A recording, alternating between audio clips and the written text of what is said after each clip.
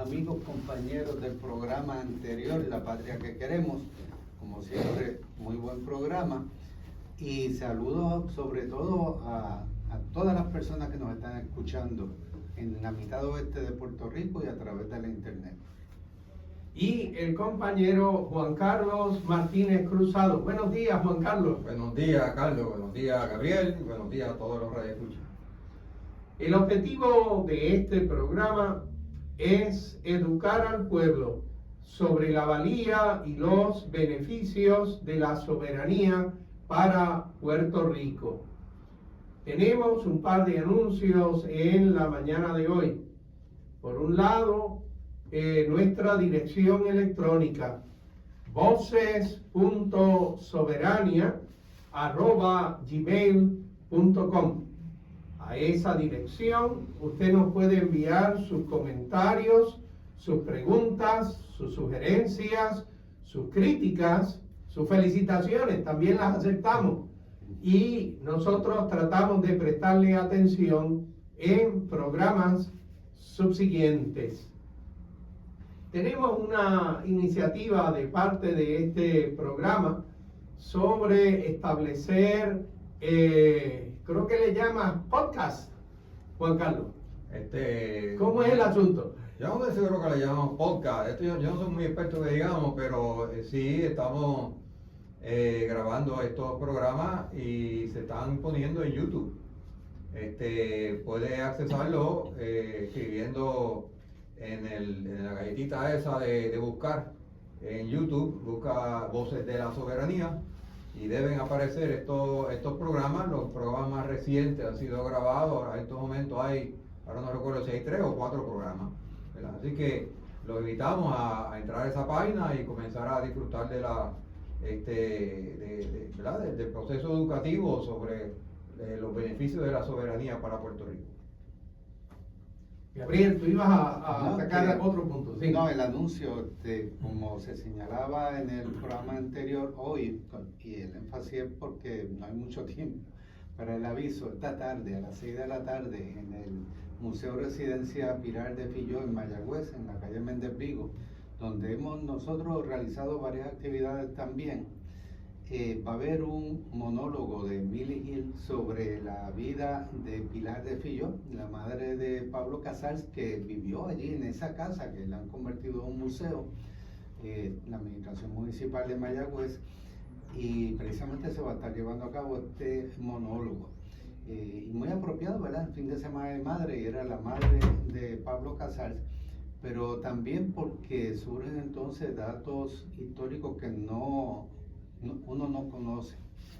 Como señalaba el amigo David Rivera, que Pilar de Filló se le conoce como la madre de Pablo Casals, pero también tiene su propia historia, de que fue amiga de Betances y de Ruiz Belvis, parte de ese grupo de trabajo revolucionario, abolicionista en Mayagüez. Y esa otra parte de la historia espero que vaya surgiendo también poco a poco. Sí, el área de Mayagüez, en el momento en que Betances y José Francisco Basora inician su trabajo en beneficio de las personas que padecían el cólera, la realidad es que la ciudad de Mayagüez tenía un grupo de personas, algunos ciertamente terratenientes, personas de muchos recursos financieros, pero ellos se preocupan con que hay que establecer unas instalaciones hospitalarias que pudieran servir no solamente a aquella persona que tuviera dinero, sino también a aquellas personas que no tenían dinero, pero que igual se enfermaban, porque todo el mundo se enferma, y que hubiere manera de prestarle un servicio de calidad para mejorar a esas personas, que muchos de ellos eran trabajadores, y también incluía en ese momento esclavos, porque en ese momento todavía existía la esclavitud en Puerto Rico.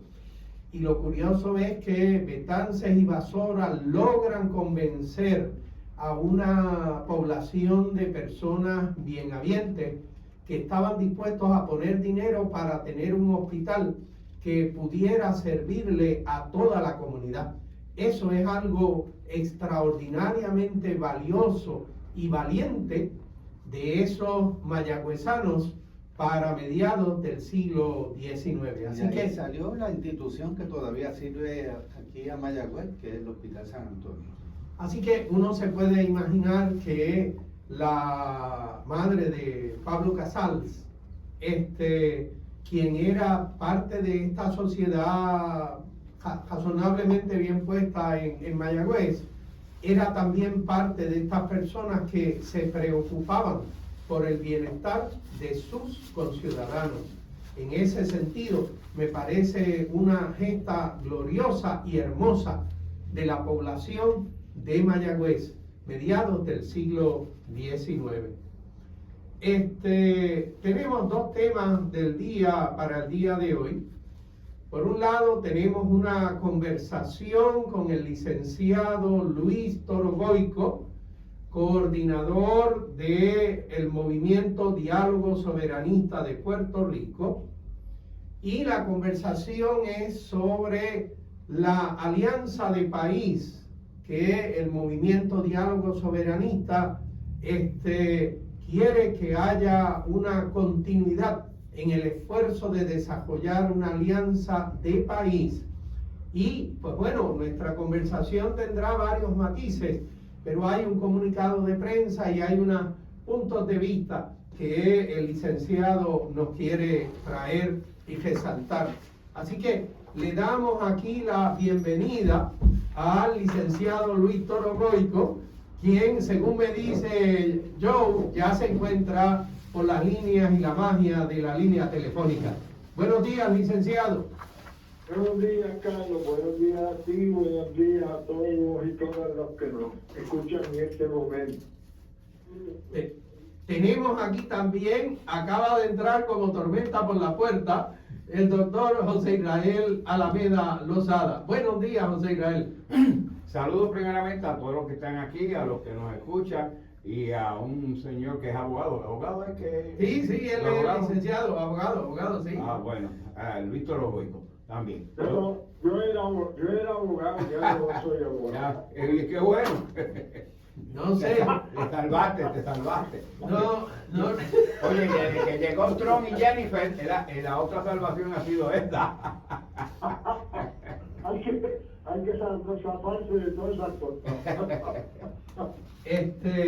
Bueno, yo no sé, yo creo que cuando uno se gradúa de profesional en estas cosas, me da la impresión de que nos dicen que eres profesional por el gesto de tus días, independientemente a que tú trates de salirte del cuento, así que posiblemente todavía sigues de abogado. Ese es nuestro... Sigue con esa mancha.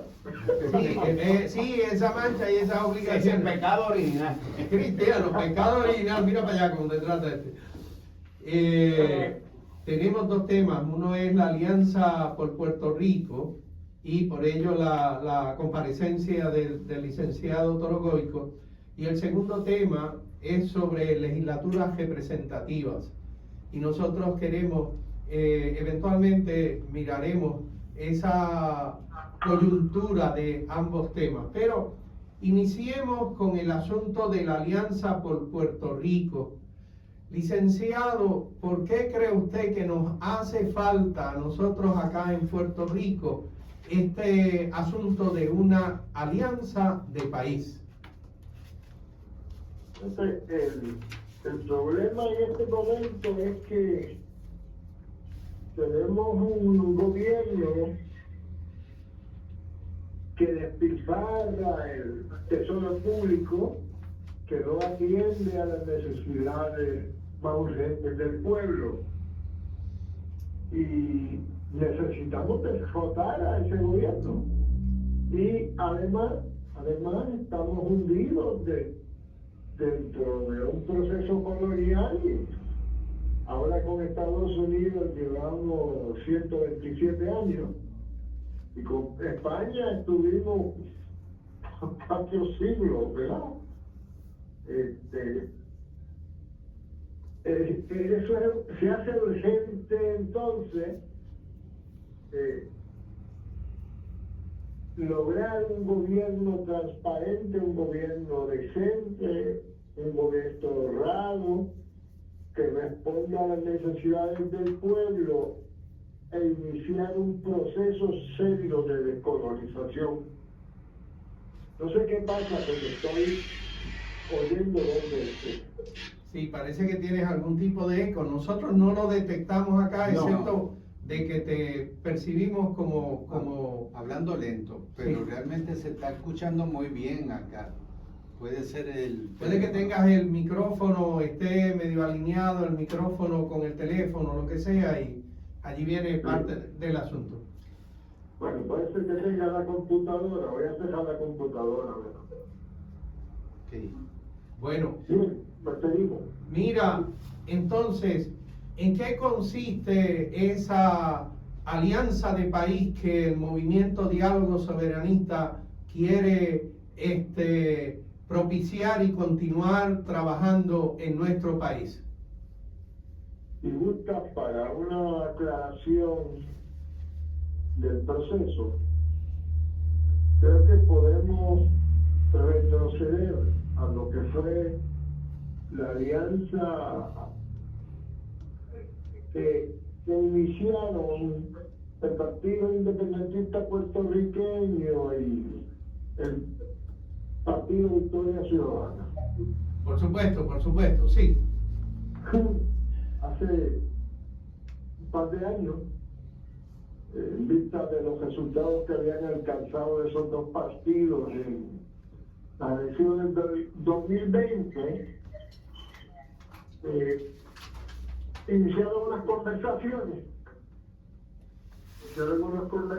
encaminadas a combinar los esfuerzos del PIB y del Victoria Ciudadana en las elecciones del 2024. Y particularmente concentraron inicialmente su esfuerzo en la candidatura a la gobernación y en la candidatura a la alcaldía de San Juan. Escogieron como candidato a la gobernación a Juan Dalmau y como candidato a la alcaldía de San Juan a Manuel Natal. Y a la licenciada Ana Irma Rivera Lacén para comisionada residente. Para la candidatura a la comisaría residente, sí, tiene razón. Además de eso, en el proceso fueron respaldando como candidatos de la alianza a candidatos al Senado y candidatos a la Cámara de Representantes. No hay duda que en todos los esfuerzos que combinó la alianza fue exitosa. Juan Dalmau obtuvo 392,000 votos, algo impensable para un partido que 8 años antes no había llegado al 3% de los votos. Y si en el caso de Victoria Ciudadana 8 años antes ni existía, ¿verdad? Así que eso fue un éxito rotundo.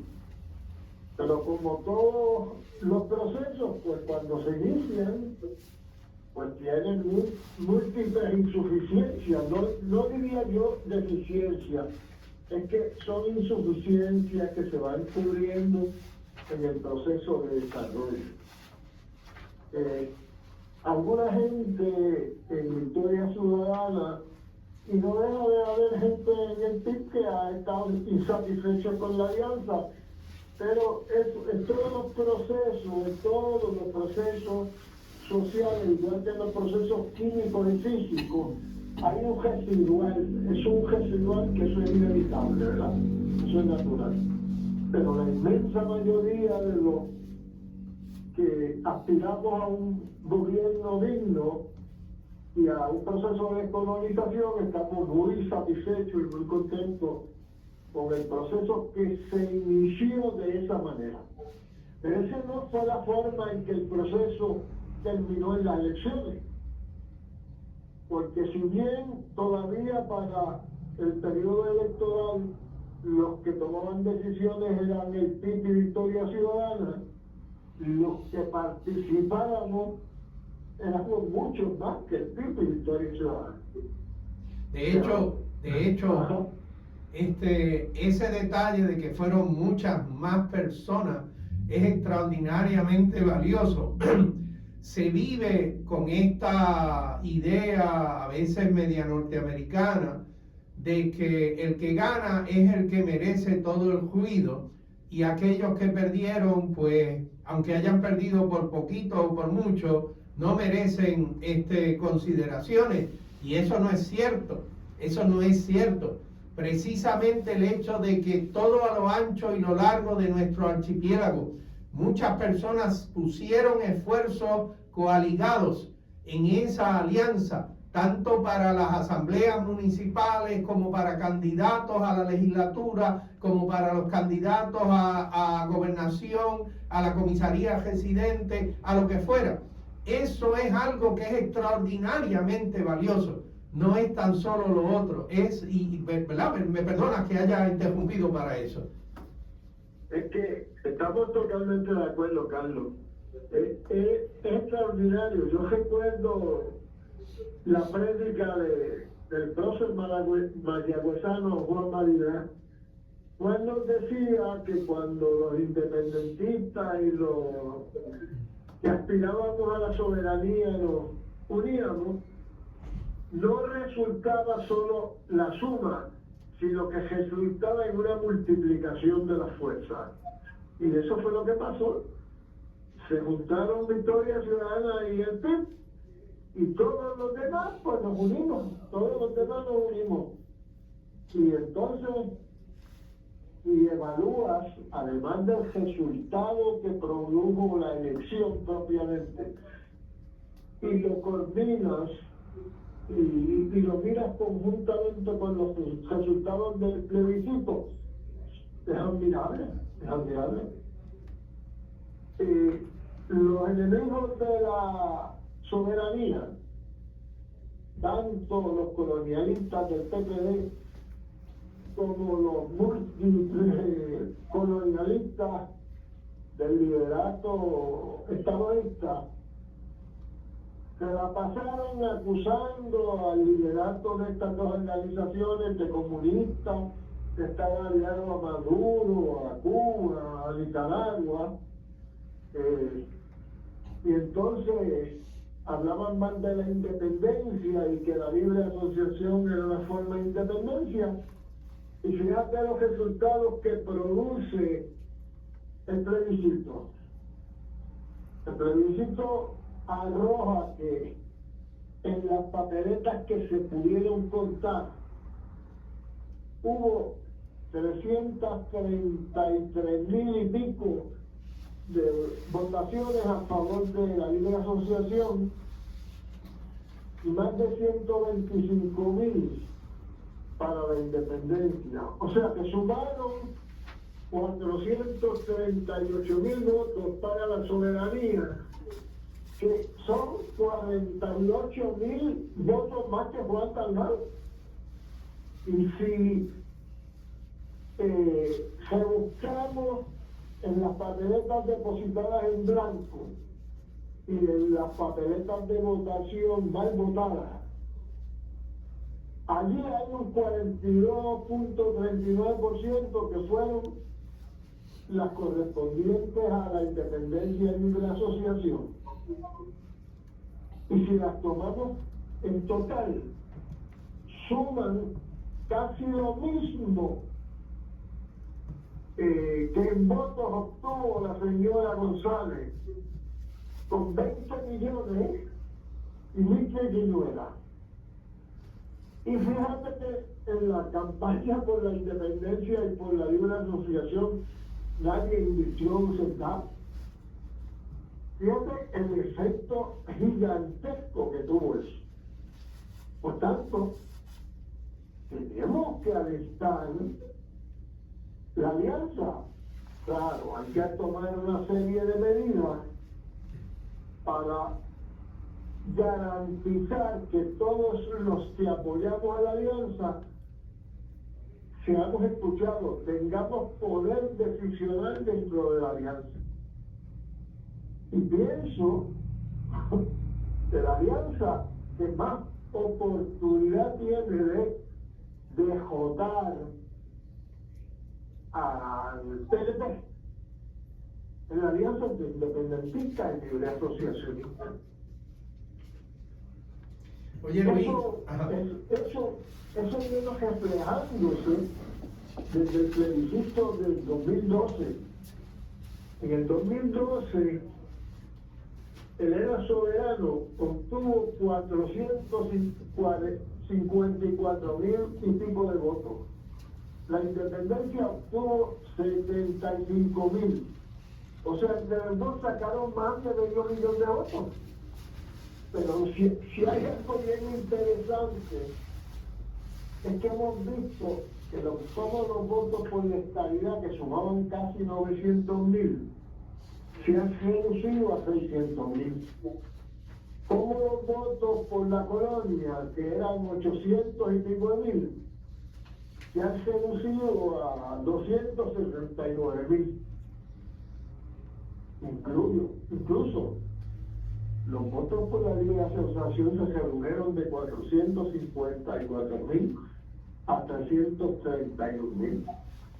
Pero los votos de la independencia se multiplicaron de 75,000 a más de 150,000. O sea que lo que está creciendo en este país es la independencia. Las generaciones jóvenes no le tienen el más mínimo temor a la independencia, no le hacen caso a las mentiras de los detractores de la soberanía. Por eso es que respaldamos la alianza, que siga en pie, que se supere, que se transforme, que enmiende todo lo necesario, porque el futuro de nuestro país está en la alianza. Luis, ¿y qué cosas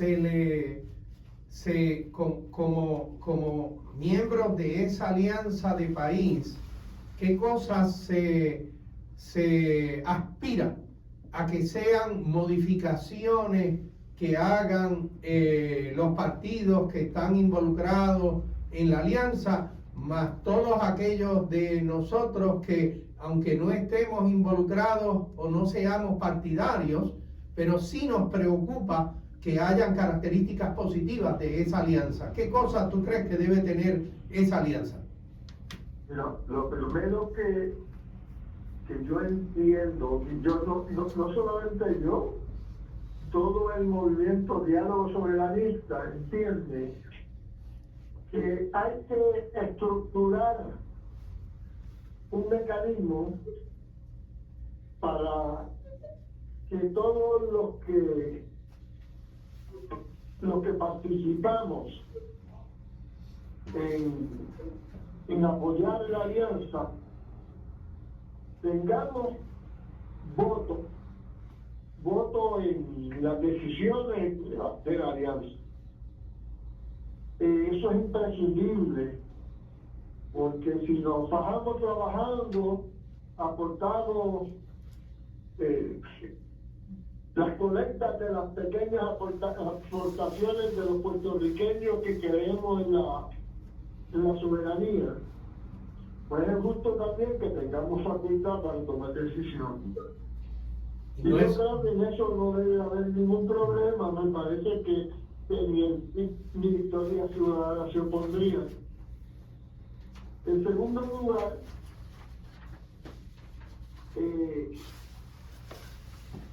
hay la gran oportunidad de que la alianza se convierta en la oposición al gobierno de Jennifer González, este gobierno disparatado, que no se le da saber para dónde va, que no pueden ni nombrar gente que puedan contar con la ratificación de los miembros de su propio partido. Pues que nosotros podamos articular una oposición a ese gobierno, porque nosotros vamos a ser el próximo gobierno, los de la alianza, ¿no? Y entonces, ese gobierno debe impulsar una serie de medidas. Aquí hay dos proyectos de asamblea de Estado. Uno que apoya el Partido Independentista y otro que apoya otro grupo. Hay unas diferencias, pero no son abismales, son diferencias salvables. Pues debemos hacer un solo proyecto de los dos y completar las fallas que pudiera tener eso. Eso en primer lugar. Lo segundo es que tenemos que articular una forma de cómo sacar de Puerto Rico la Junta de Control Fiscal. Porque esa enema nos desgasta los fondos públicos y no aporta nada a la solución de nuestro problema. En tercer lugar, tenemos que articular un proyecto energético que reviva lo que fue en sus mejores tiempos la Autoridad de Energía Eléctrica. No lo último, donde aparecía una Autoridad de Energía Eléctrica esquilmada por el PNP y el PPD. No. Una entidad que sea autónoma, auténtica, independiente, que pueda disponer de su fondo y mejorar el sistema eléctrico y darle un mantenimiento adecuado. El próximo asunto que debe cuidar esa alianza como oposición es la preservación de la integridad orgánica y estructural de la Universidad de Puerto Rico. Sus terrenos, sus edificios y su integridad programática. Es el mejor proyecto social, el más poderoso proyecto social que tenemos. La Universidad de Puerto Rico levantó este país con lo que llamaron los maestros normalistas de principios del siglo XX y nos ha convertido en una potencia académica en el mundo actual. Aquí vienen de Estados Unidos a buscar nuestros ingenieros, para reclutarlos para NASA. Aquí vienen a buscar a nuestros economistas, además, aquí vienen a buscar nuestros policías, nuestros maestros, nuestras enfermeras, los enfermeros y enfermeras. Así que esa universidad hay que cuidarla, esa es la gallinita de los huevos de oro. Tenemos que preservar la integridad del Instituto de Cultura puertorriqueño, que se encuentra bajo ataque en este momento y quieren convertirlo en alguien desconocido y diluido en una de esas empresas fantasmas que existen en Puerto Rico en este momento. Hay que dar la batalla por conservar el Instituto de Cultura puertorriqueña, que desde la década del 50 del siglo pasado le ha brindado tanto prestigio a nuestro país. Además, tenemos que preservar el español como nuestro primer idioma. ¿Cuál fue el único idioma en que se expresó el recién electo primer mandatario de la Iglesia Católica, Monseñor León XIV? Fuera del latín usó el español. Se refirió a su diócesis en el Perú en español. Y fíjense que en la plaza había una gigantesca bandera puertorriqueña. Así que nuestro idioma hay que cuidarlo y conservarlo. Hay que preservar como viene de dominio público las costas de nuestro país, el mar y sus riberas, que han sido desde tiempo inmemorial, desde que España estaba aquí, el Código Civil contenía claramente esa disposición. El mar, la ribera, las costas de nuestro país son de dominio público. Todos los puertorriqueños y todos los que nos visitan pueden usarla libremente. Eso no se puede privatizar. Digo, no se puede continuar privatizando. Hay que liberalizar aquellas que han sido privatizadas. ¿Ah? Hay que preservar nuestros ríos, nuestros bosques y demás recursos naturales y ambientales. La belleza de la flora de nuestro país, de la topografía de nuestro país. La montaña más curiosa es una belleza en nuestro país. Todo eso hay que cuidarlo y cultivarlo. Eso es parte de nuestro patrimonio. ¿Ah? Nuestros antepasados han cuidado delicadamente de todo ese patrimonio. Nosotros no podemos ser la excepción. Hay que cultivar y preservar nuestra soberanía deportiva. Nosotros no podemos depender para participar como parte de Estados Unidos.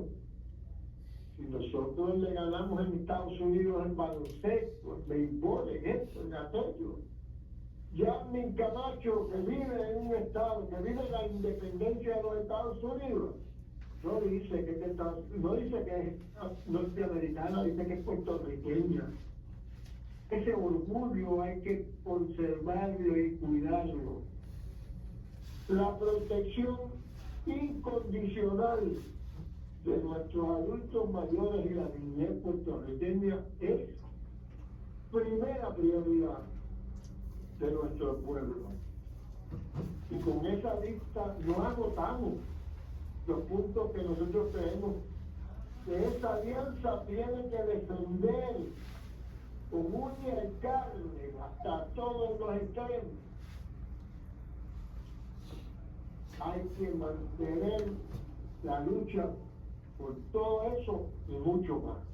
Luis, si no malinterpreto la lista que nos acabas de mencionar, que serían objetivos de la alianza, de la verdadera alianza de país, de esa alianza que va a incluir ciertamente partidos que corren para elecciones, pero también incluye un número de personas, gran número de personas, es con el propósito de que la nación de los puertorriqueños en sus muchas manifestaciones se pueda preservar, que pueda confrontar este ataque inmisericorde contra lo que es la naturaleza de nosotros como nación puertorriqueña, que los puertorriqueños se puedan organizar precisamente para que en cada rincón de nuestro archipiélago se pueda defender lo que es nuestra nación, nuestra nacionalidad y ciertamente todos nuestros recursos y todas nuestras cosas. Así que la idea de la alianza que tú estás planteando como parte de este movimiento Diálogo Soberanista es que tiene que haber un trabajo conjunto del pueblo de Puerto Rico, y es precisamente porque esa alianza debe poder impactar a esta legislatura. No importa que sea una legislatura de negación puertorriqueña, no. Ellos están allí y son parte de nuestro pueblo y tienen que responder a lo que el pueblo le estaría pidiendo. Eso es lo que tú tienes en mente, ¿verdad? Claro que sí. Además de eso, Carlos, y como parte de eso que tú planteas, es que la alianza se organice en todos y cada uno de los municipios de nuestro país. No es la alianza de un grupito en San Juan, no. Es la alianza desde Culebra y Vieques hasta el pueblo más pequeño, ese de 4 letras que nombran en la feria para otras cosas, hasta Moca, todos los municipios de nuestro país tenemos que tener la alianza. No podemos seguir diluidos en 14 frentes que no tienen, se reúnen 2 por día y tenemos 14 reuniones a la semana. No. Es la alianza, y ahí están los ambientalistas, y ahí están los de la energía eléctrica, y ahí están los de la universidad, y los de los deportes, y los del Instituto de Cultura. Todos estamos en la alianza, todos tenemos que formar parte de esa gran alianza. Es una alianza porque necesidad del pueblo de Puerto Rico para preservar su existencia frente a este ataque en misericordia que es en contra de nuestra propia existencia por gente, lamentablemente, de nuestro propio país. Luis, y algo que señalabas desde el principio de la discusión, lo que nos estabas presentando, son unos números de los resultados del plebiscito, un análisis del resultado del plebiscito que acompañó a la elección anterior, que tienen un mensaje bien importante para el país y para los aliancistas. Durante esa campaña política que se dio para las elecciones, el candidato a la gobernación, Juan Dalmau, siendo independentista, fue bien claro de que lo que se estaba buscando era un gobierno limpio, decente, para todo el mundo, y que parte del programa de la alianza ganando las elecciones pues sería el proceso de descolonización. Y en contra, entonces, le tiraron una campaña de más de 20 millones de dólares y diferentes medios de comunicación constantemente atacándolo por comunistas y de que lo que quería era la independencia para hacer que Puerto Rico fuera como Cuba, cosas así. La gente no le creyó ese cuento en muchos sectores, pero sí asustó lo suficiente a algunos sectores para que se movieran, sobre todo los del Proyecto de Unidad, se movieran a votar por la que ahora tenemos como administradora colonial. Pero los números del plebiscito que tú estabas analizando, lo que señalan es que en realidad el pueblo le ha ido perdiendo ese miedo a optar por la búsqueda de la soberanía como un fundamento necesario para el desarrollo del futuro de Puerto Rico. Y que por lo tanto en esa alianza de país como que hay que perderle el miedo a hablar de la necesidad de la soberanía, porque precisamente los sectores más jóvenes del país eso es lo que ya están pidiendo y reconociendo como necesario, aunque no se ha hecho ninguna campaña informativa sobre eso todavía. Así que ese aspecto de que la alianza en sus bases tenga esa alianza entre independentistas y libre asociacionistas, que fueron mayorías en el plebiscito, es un elemento bien importante de este planteamiento, entiendo yo. Bueno, tengo que decirte que estoy totalmente de acuerdo con lo que dice Gabriel, y que para ratificar lo que tú dices tenemos que cogerle prestada la consigna a aquella independentista de corazón que militó por años en el Partido Popular Democrático, que se llamó doña Irene María Mendoza. Y esa maestra puertorriqueña nacionalista fue la que originó la consigna de sin miedo, y tenemos que hacer eso que tú señalas sin miedo. Bueno, el tiempo aquí en la radio vuela con una velocidad tremenda. Yo quisiera aprovechar que hemos mencionado cuáles son las cosas que a nosotros como puertorriqueños nos preocupan. Y me gustaría entonces ir a nuestro segundo tema. No te vayas del aire, Luis, porque yo creo que este segundo tema es también algo que es de preocupación para todos nosotros. Y es el asunto de las legislaturas que son representativas. Y Juan Carlos ha estado estudiando sobre legislaturas a lo largo del mundo que han hecho unos esfuerzos enormes para que la legislatura sea representativa. Y entonces yo le tiro la primera pregunta a Juan Carlos: ¿por qué la legislatura debe ser representativa? Pues sí, Carlos, bajo la soberanía a la cual nosotros aspiramos, sería necesario, ¿verdad?, que construyamos un modelo político y electoral que sea representativo, porque ciertamente es una democracia en la cual es gobierno del pueblo para el pueblo, pues el pueblo tiene que estar representado en esa estructura gubernamental. Y sabemos que hay muchas democracias en el mundo, pero solamente 25 de ellas han sido clasificadas como democracias exitosas. No quiere decir que las democracias fallidas sean totalmente malas, se puede aprender algo de ellas también, ¿verdad? Pero queremos poner nuestra atención, ya que conocemos bien cómo funciona la democracia fallida de los Estados Unidos y conocemos algunas virtudes que tiene. También queremos estudiar otras democracias que sean exitosas, muy especialmente las que están en América Latina, que son solamente dos, que son Uruguay y Costa Rica.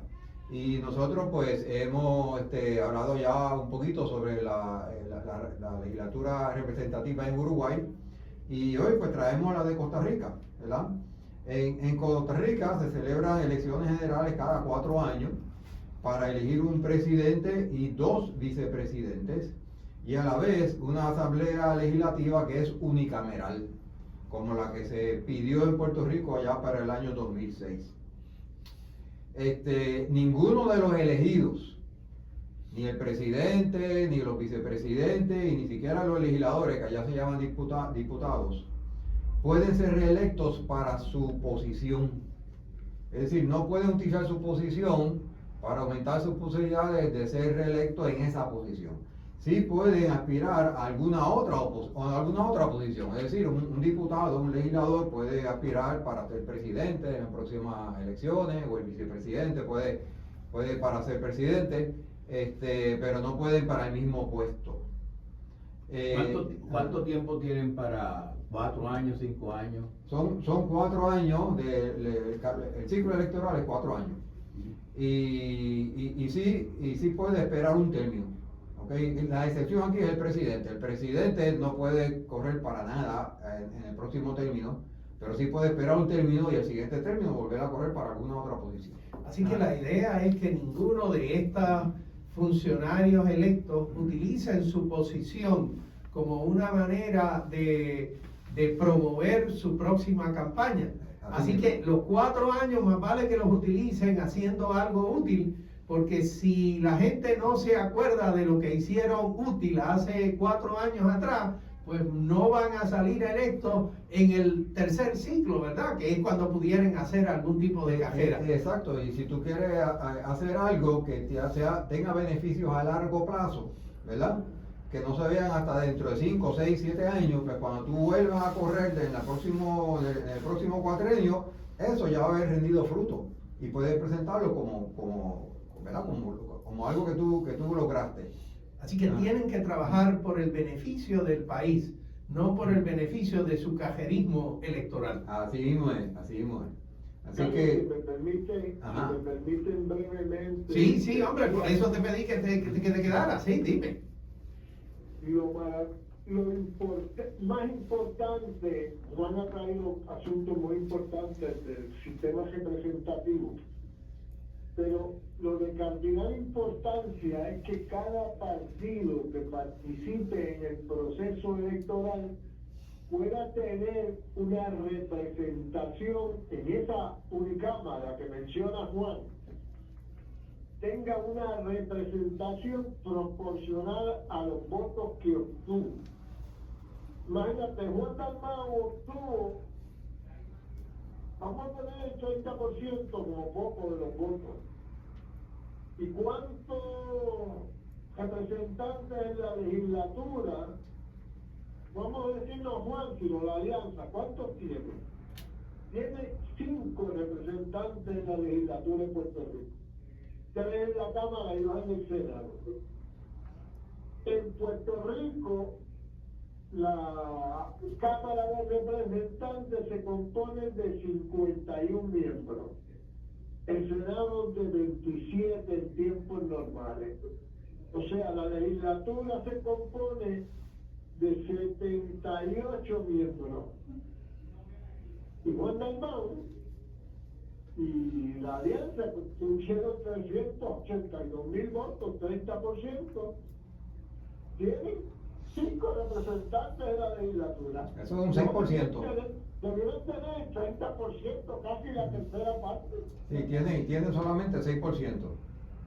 Entonces la manera en que se selecciona una asamblea legislativa unicameral, que es proporcionar a los votos, es de la siguiente manera. Allí en Costa Rica hay 7 provincias y la asamblea... Permíteme retirarme, porque es que tengo unas llamadas que han sido insistentes. Los radioescuchas me disculpen, porque hoy tengo que atender esas llamadas. ¿Ok? Bueno, nada, gracias Luis por la intervención en el día de hoy y hablamos próximamente. Muchas gracias nuevamente. Que tengas buen día, hombre.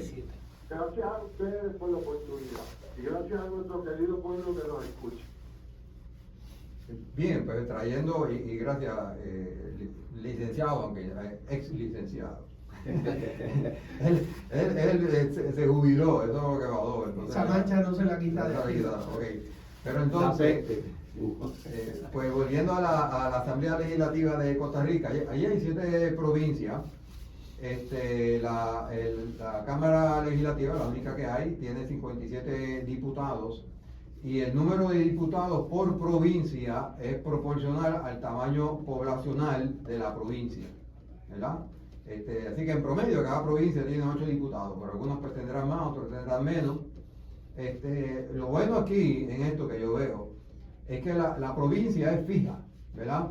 Por lo tanto no hay un espacio para gerrymandering, que le ocurre mucho en los Estados Unidos y aquí está empezando a ocurrir también. Esa palabra fea lo que quiere decir es jugar con las delimitaciones de los distritos electorales para alterar los resultados de la próxima elección. Exactamente. Y eso lo hace mucho aquí. Edwin Mundo es un experto en eso. Pues entonces Estados Unidos. Y en lo hacen Estados también. Unidos los republicanos son bien buenos. Bueno, los demócratas también. Sí, Están haciendo trampa con eso. Pues entonces una vez que las provincias son, ¿verdad?, son fijas, pues no se puede hacer eso, sino lo que se hace es, y claro, el gerrymandering ocurre porque la ley o la jurisdicción electoral te dice que cada distrito representativo tiene el mismo número de representantes, uno solamente, ¿verdad?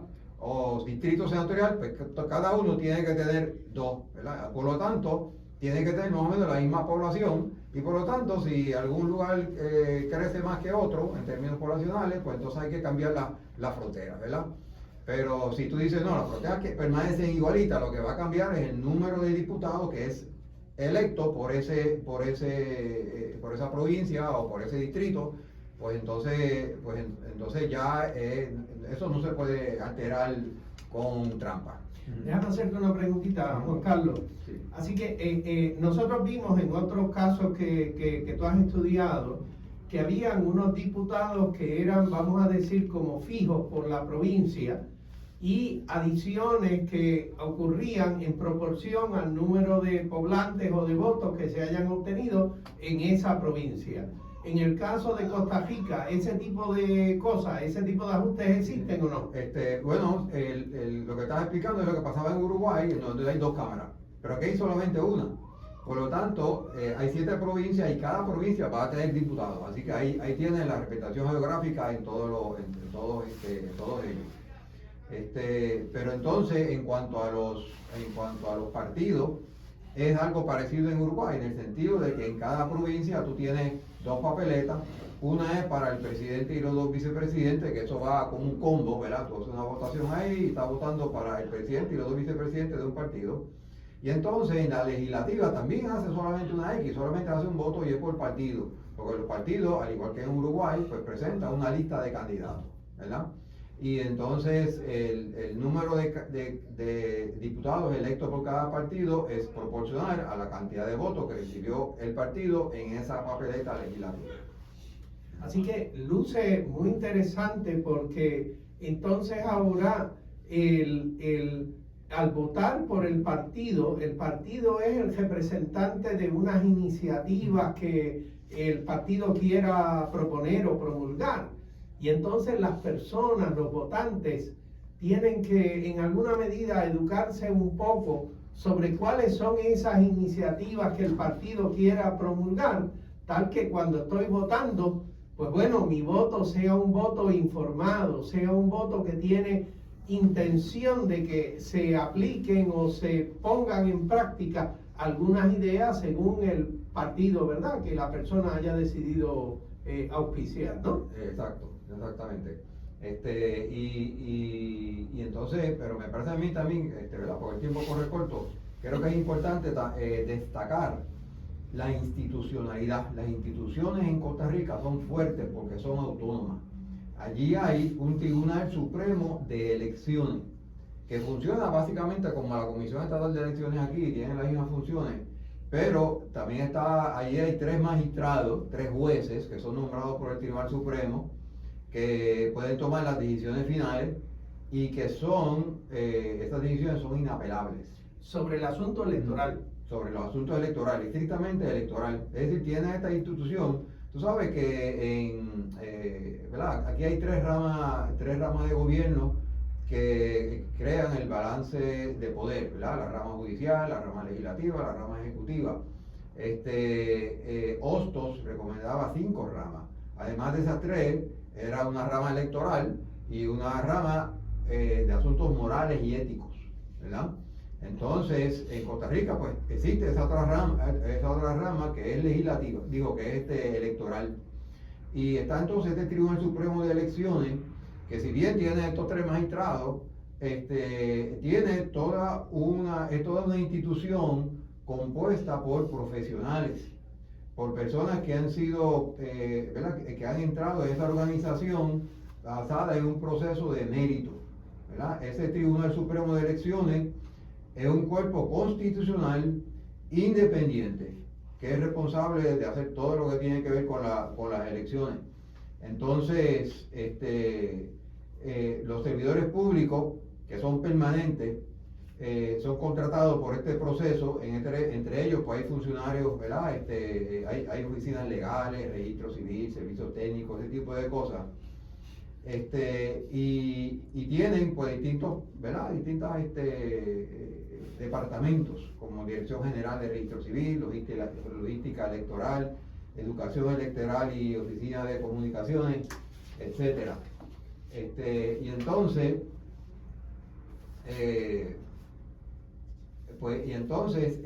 esa manera de bregar, ¿verdad? Y cómo son contratados, cómo entran a ese Tribunal Supremo de Elecciones. A esa rama sobre el Tribunal Electoral, las ramas de servicio que están por debajo de los 3 funcionarios, esos, Sí. Los que entran allí a trabajar, ¿cómo entran? ¿Son por mérito o son escogidos por el partido de conveniencia? Son por mérito. Es un proceso que está descrito en el Estatuto de Servicio Civil, que está diseñado para todos los servidores públicos. Es decir, no solamente esto es para la cuestión electoral, también está para lo que sería la Autoridad de Energía Eléctrica, lo que sería la Universidad de Puerto Rico, lo que sería, en donde la persona, o sea, se abre una plaza, ¿verdad? Hay un espacio en donde una persona se retiró, hay que sustituirla. Entonces, la agencia o la universidad, si es la universidad o este Tribunal Supremo de Elecciones, saca una convocatoria y donde la convocatoria describe, ¿verdad?, cuáles son los deberes del nuevo puesto, y entonces las personas solicitan, ¿verdad? Se describe no solamente qué es lo que tienen que hacer, sino cuáles son los requisitos académicos y requisitos de preparación. Entonces allí hay un comité que es nombrado por el Departamento de Recursos Humanos y que está compuesto por personas con seniority que llevan tiempo allí, que son conocidos por sus colegas, por sus pares, ¿verdad?, respetados por ellos. Y entonces estos nuevos que entran, los entrevistan, por supuesto, a veces tienen que coger exámenes incluso. Y entonces, una vez son seleccionados, entran siempre a un nivel bajo. Entonces, su desempeño a lo largo de su carrera profesional es lo que determina si van a subir de rango y de posición. Y los que forman parte de estos comités de selección son personas que han subido de rango y que tienen entonces experiencia, ¿verdad? Así que tienen que tener una antigüedad, tienen que tener un conocimiento de cuál es la función fundamental de esa agencia. Y tienen que van a hacer. permanencia, no pueden perder su empleo por tomar decisiones que no le guste al gobernador tal o al presidente tal. ¿Eh? Todo bien diferente. Eso en términos generales aquí le decían el principio del mérito, pero que en el gobierno, aquí en Puerto Rico, eso se perdió hace muchísimo tiempo, cosa que llevó al desprestigio del servicio público por el control partidista, y no solo que sea partidista, es que el control por partidos que no responden al interés del pueblo, sino a sus propios intereses. Entonces, como consecuencia de eso, Costa Rica es uno de los países más felices del mundo, ¿verdad? No solamente democracia exitosa, es uno de los países más felices del mundo. Fíjate que nosotros insistimos aquí en Puerto Rico, hemos dicho que la gran democracia nuestra y que esas repúblicas bananeras de Costa Rica, Bolivia, todas estas que hemos estado hablando, Uruguay, esos son indios salvajes. Mira, nosotros somos los indios salvajes, realmente, hablado de esa forma de mirar el mundo, especialmente la institucionalidad del gobierno, de cómo funciona ese aparato, tratarlo de separar de lo que nosotros hemos tenido el cáncer de la política y el gobierno, porque aquí a través del tiempo el partido se ha convertido en gobierno y el gobierno es el partido. Y es eso política es lo que corrupta, que es el problema. Claro, La por política es lo que ellos practican también, pero es política de la de verdad, no el partidismo corrupto de los principales. Siempre puede colarse algo, porque los hombres no somos, los seres humanos no somos perfectos, pero la idea fundamental es hacer un gobierno separado de lo que son los partidos políticos, que aquí es que está el grave problema nuestro. ¿Ves? Bueno, Joe, nos está sonando la musiquita de que el tiempo, pues como nosotros sabemos, vuela. Nosotros continuaremos este tema sobre lo que son las legislaturas representativas y las razones, cómo es que los países llegan a esos estados de felicidad o de satisfacción con los gobiernos. Pero mientras tanto, decimos a todos nuestros queridos radio escuchas, agradecemos su audiencia. Nosotros en Voces de la Soberanía, la Convergencia Nacional Boricua y el Movimiento Diálogo Soberanista, nos despedimos hasta el próximo sábado. De paso, felicidades mañana a todas las madres de nuestro país. Tengan todos muy buenas tardes.